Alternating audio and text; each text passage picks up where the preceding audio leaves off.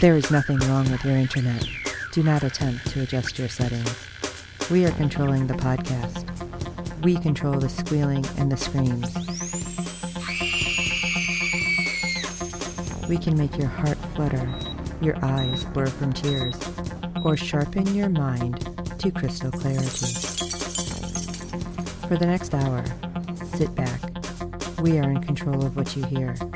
We repeat, there is nothing wrong with your settings. You are about to experience the awe and mystery known as the female mind.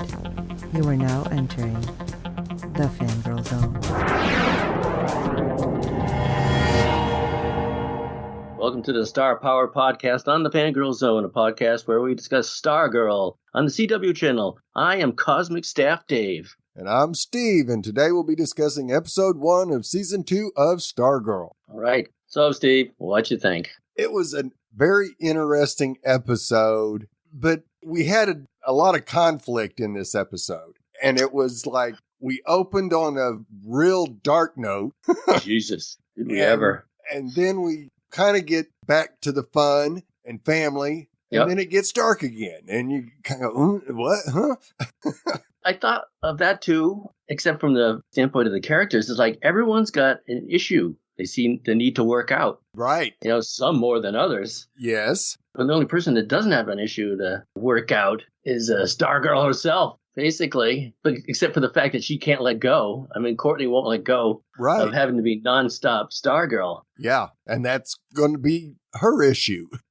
I guess so. That's a lot more resolvable than some of the other issues that our characters are dealing with. Right. And with the way the episode opened, it definitely shows you that Calypso can't really take over you, but he can manipulate you due to issues that you may be having. I guess so. I heard somebody describe it like he pulls the soul out of you. I don't think he's necessarily a soul sucker. But that's what he does. So. He's the life energy soul guy where he makes, I would have liked to see the little girl. Well, maybe I wouldn't lying in the neighbor's yard across the street. Right. If that's what they make a doll look like, then maybe I'll pass on the little girl. Absolutely. I like the episode too. I thought it was pretty good. If we were rating it, I would give it 4 out of 5 fuzzy giraffe sweaters. Nice. All right, let's get into episode 1, Summer School, Chapter 1, School's Out. With summer break around the corner, Pat suggests the family take a vacation after seeing that Courtney has been spending too much time focused on being Stargirl and not enough time on her schoolwork. Meanwhile, as Beth attempts to reconnect with Chuck, she stumbles upon a major secret her parents have been keeping from her. Elsewhere, Yolanda continues to be haunted by Brainwave's death, and Rick secretly tracks Solomon Grundy after suspecting he may still be in the area. Andy Armaganian directed the episode, written by Jeff Johns. I always enjoy everything written by Jeff Johns. Yes.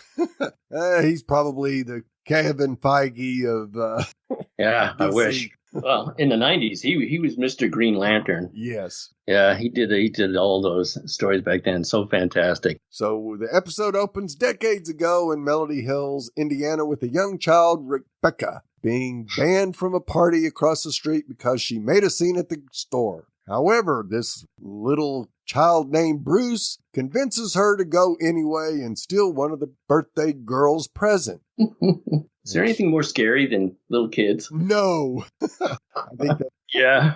So she does exactly what he says, and inside the box is a demonic-looking doll, but then it returns to normal. As Rebecca tries to figure out what happened, Bruce appears behind her, taking on a demonic look for himself while holding the diamonds Cindy found at the end of season 1. Her fate is unclear, but when her mom goes to investigate, she screams in horror, implying something terrible happened to Rebecca. Probably couldn't tell the difference between the doll and her daughter. Exactly. And they pull back, and we see the name on the mailbox of Rebecca's house is McNider. Wow. So original Dr. Midnight and for a time Starman too. Yes. Do you suppose his Eclipso was targeting him back then? It's very possible he could have. For whatever. Yeah. And this is a little twist on the McNider story because in the comics he was a bachelor And he did have a secretary named Myra Mason. Now, their arrangement was peculiar because when they weren't treating patients,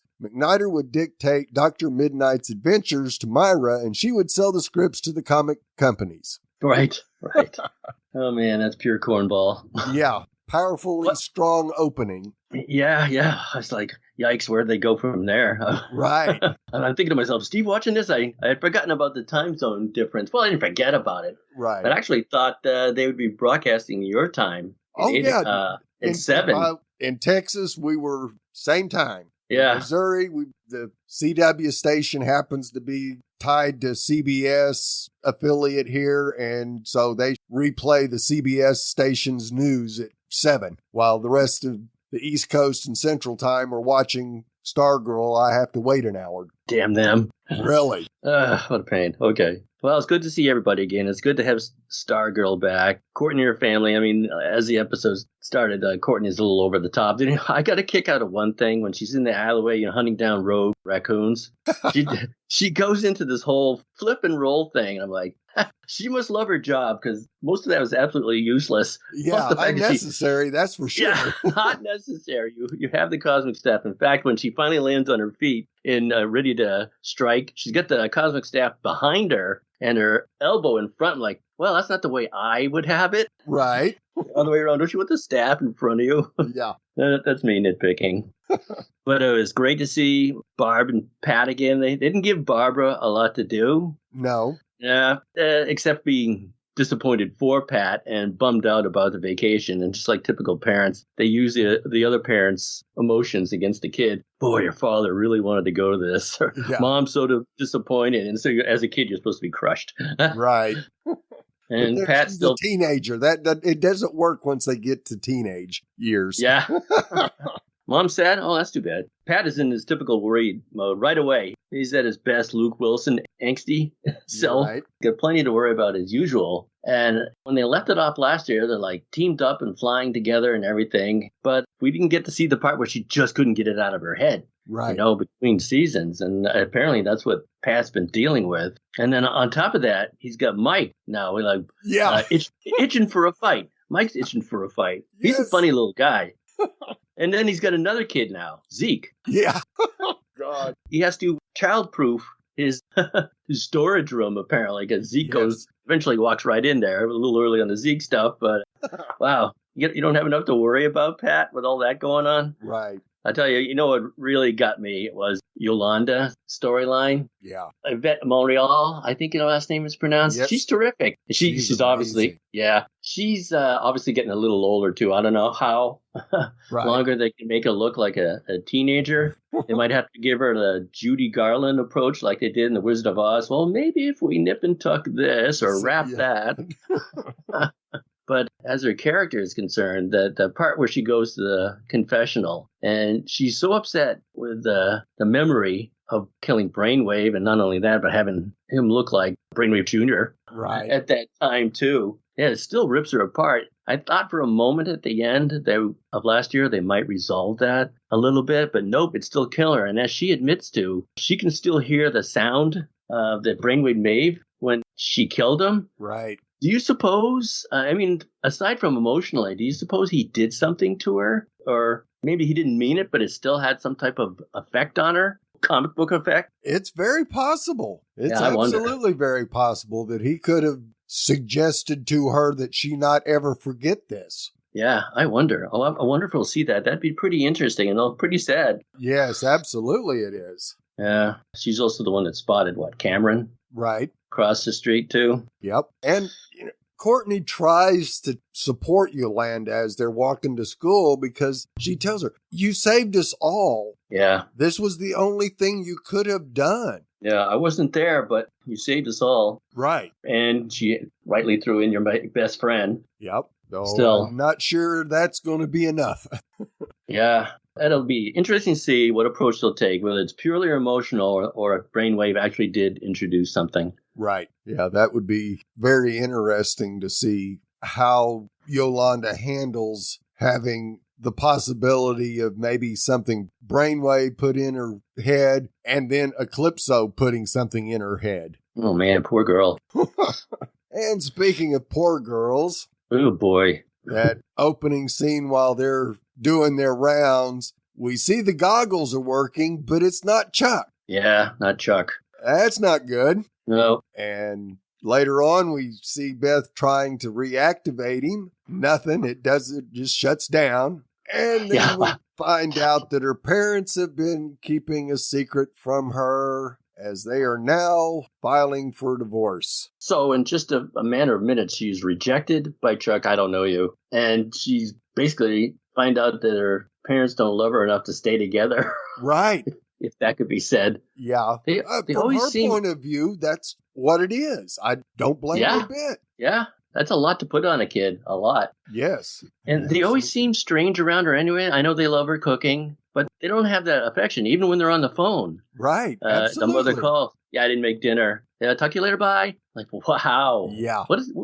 Is there something behind that, do you think? I mean, are they just bad people or indifferent people, or is there something at work that we haven't seen? I have a feeling there isn't something at work. I think they just stink together. Right. And they don't have enough love for their kid, which is even more tragic. Yes, it is, especially as special as Beth is. Yeah. Yeah, I kind of think that there might be something behind this. Because that show's all about legacy, right? Yes, it is. So, yeah, it's tough to see Beth go through this, that's for sure, because, right now her only family is the JSA. She's got to deal with Courtney.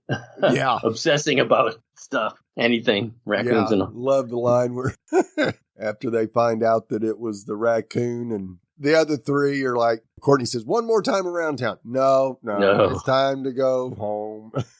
Time to give it up. Mm-hmm. And Courtney said, well, we'll cut down our nights of patrols from 7 to 6. Oh, all three of their faces were just priceless when she said that. It's like, give me a break.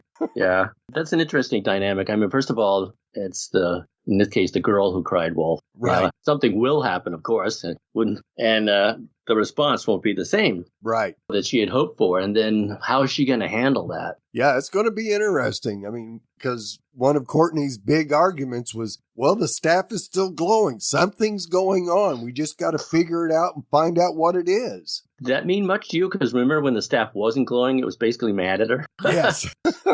He thinks it's the staff's fault that she's obsessing? Or is she just being a child, or a teenager and blaming it on the staff? Of course, the staff's going to glow. Yes, I think a lot of it is her blaming it on the staff. But okay, yeah, me too. She heard the noise and the staff started glowing. So she grabbed it and went down to check it out. So yeah, now finally, I was right all along. Yeah. That turns out to be another good guy. Yes. Before we get there, what's going on with Rick? Well, Rick is done grown up. Along with that, he's got his guilt to deal with and apparently a soft side. When I first saw Rick, let me look up his name for a second, Cameron Gellman. I'm like, oh, damn, he's grown up. Yeah. Not as much as, what's his name, the old boyfriend, Coleman? Right. Yeah. He really grew up. I'm like, oh, what kind of heart? You sure you want to stay in this show, you heartthrob, you? Yeah. Rick looks leaner to me. Right. A little taller and leaner. His face is a little leaner, so he could have the same problem as Yolanda. I don't know how long they can keep him as teenagers. Right. But I do love that storyline that he's going to apparently be taking care of Grundy. I mean, at the end, Grundy was a pretty pathetic and pitiable creature when he was being beat up at the end. And even Rick realized this is basically some childlike creature that's not good looking, has a rough go at life and can't win. And here I am beating the crap out of him. Right. Yeah. Ugh. I'm really interested to see where Rick and Yolanda and Beth go. They have a lot to work with. Yep. Yeah, and that's why I made a note that they're all carrying some type of guilt or angst. Of the three, I think Rick's still in the best place because he's doing something to try to help what he thinks is Grundy because he listens to the radio and hears about the two attacks.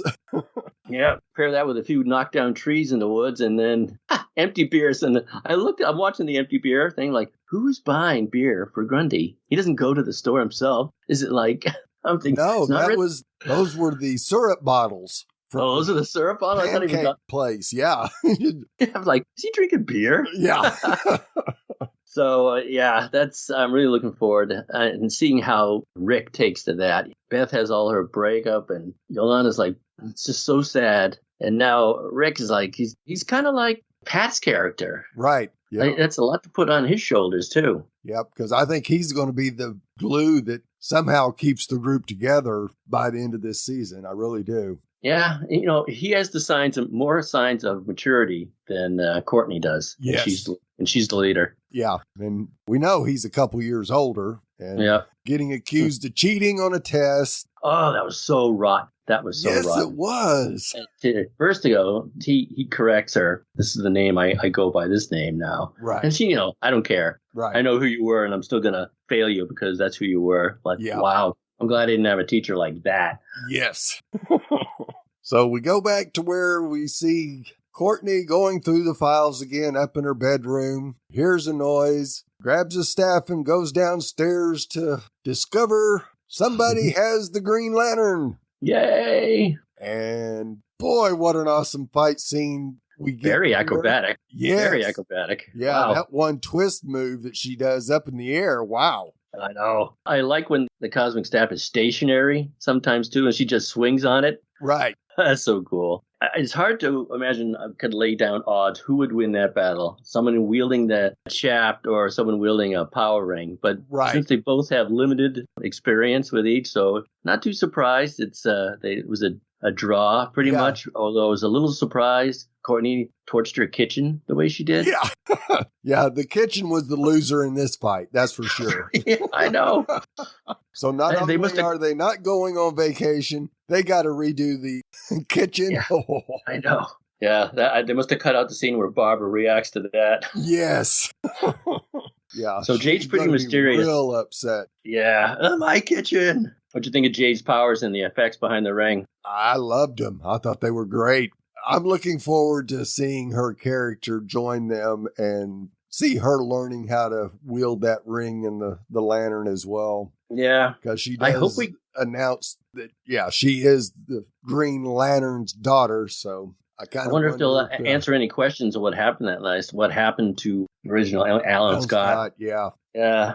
Come on, man. He's got to be out there somewhere. I mean, who knows? They already talked about other dimensions. That was that quick flash sending someone to another dimension, one of the bad guys. And I love the look on Courtney's face, too. Like, what? What are you talking about? Yeah. Multiverse. Yeah. So maybe some of those guys will be able to come back. Yes, I think so. I think that's how we're going to get Garrick and whoever else we get in this episode. That's for sure. Yeah. Yeah. We still have to touch on Dr. Fate, too. Yes, absolutely. I mean, he's speaking of multi-dimensional and superpowered. I don't see him losing a battle at all, unless it's his fault. Yes. It just bothers me as a longtime reader of all those adventures. Like, really? They lost to those guys? Yeah.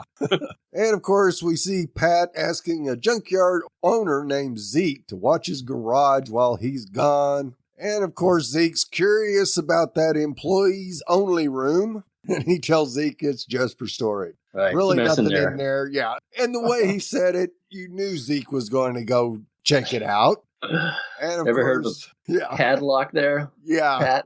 Yeah. After finding out that Court has to start summer school, Pat returns only to find Zeke up on a ladder tightening bolts on Stripe, wanting to add a flamethrower and calling Pat partner. Oh, no. I know, partner. Sometimes a man's just got to build a robot. Yeah. And he starts talking flamethrower. So we won't have what was the name of the knight? Not the Golden Knight. Was it the Golden Knight? Yes. Yeah. Sadly, he doesn't seem like he'll be back this year. Maybe he will, but we'll have Zeke instead.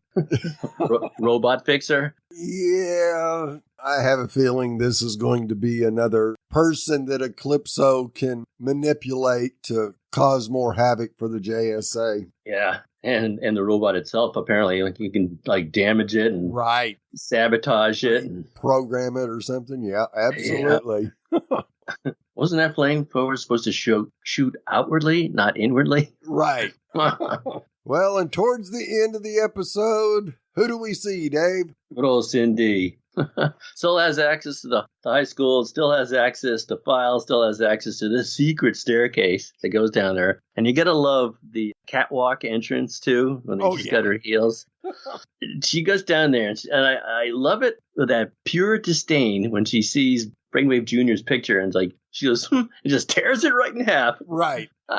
And then laying out the pictures, including the Mike photo bomb, I called it. Right. Like, holy smokes. And she's without much. What would she have? One line, let's do some recruiting. Right. Yeah, she killed it. Absolutely, she did. With just, what, a minute and a half at most of screen time? Yep.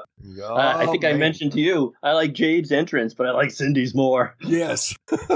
Absolutely. And we can't forget that we at least get a Starman sighting. Yeah. As Sylvester. He shows up in a diner in Nevada, I think. Was it? I thought it was Wyoming. I don't know. Yeah, I think it was Nevada where... okay. And of course, this waitress is just hitting on him big time, even though he knows her name. She's not even asking him a question.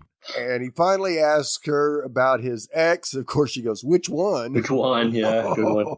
The one who likes stripes. Yeah. Uh-oh. Yeah. When he was sitting out in the car there, getting ready to go in, right, he checks the mirror. And I'm like, what's he checking the mirror for? I don't know if Sylvester Pemberton is supposed to be into himself, or it's not really Starman Sylvester. It's somebody else pretending to be him, and he's making sure that his disguise or whatever, comic book like disguise, looks good. Did you get that vibe at all? Yeah, something was off about that. That's for sure. Yeah. And because we are going to get into a multiverse situation, I kind of have a feeling this is a different universe's Starman. Really? With an axe to grind against his old friend? Well, I mean, that's what it seems. Right. It may be. He's not exactly Mr. Cheerful. No.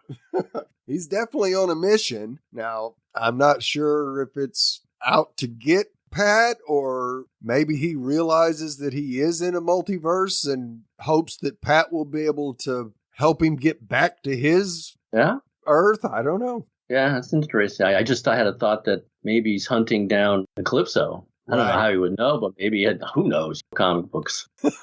Yeah, maybe he's from another dimension. He's after maybe followed Calypso there, or I don't know, something like that. Yeah. I just wanted to mention briefly some of the other people we saw aside from Zeke. It was Isaac Bowen, Fiddler's kid, right? Fiddler's kid. Yes. Yep. Yeah.